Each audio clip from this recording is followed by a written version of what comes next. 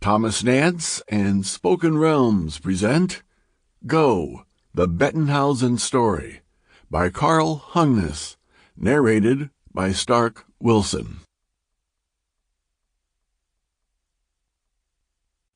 Chapter 1. I Can Do That. The new Ford was going at least 60. Its driver smiled when he saw the redhead standing in the yard at the corner. Without letting off the gas, he jerked the wheel to the left and began a slide onto Harlem Avenue. Eyes widening, the girl anticipated an accident. It'd tip over, sure. As he snapped the steering wheel all the way back to the right so the skinny tires were pointing in the direction of the slide, he looked out the window, grinned, and shouted, "Hi, Val!" She could see a rooster tail of dirt flying from under the churning rear wheels, and in a second, he was gone. His fancy driving and new car. Ugh, that Bettenhausen boy, who's he trying to impress? Tony had already gained a reputation around Tinley Park as a show-off, but a popular show-off.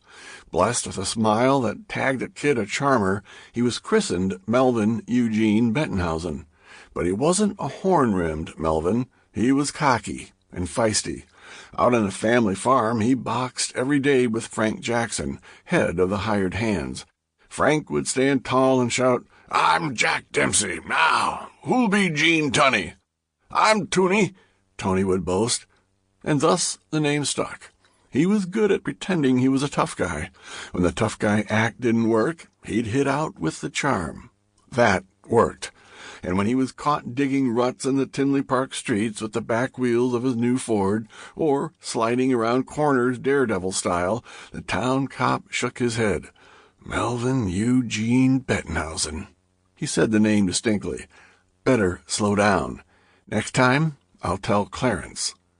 Clarence was tough. Tony could usually talk his way out of almost any problem with Mom, but you couldn't bluff Clarence. He was probably more strict than Dad. What could Dad have been like anyway? Tony often wondered. All he knew was a photograph. Tall, black hair, deep eyes, dead at 48, kicked in the chest by a workhorse.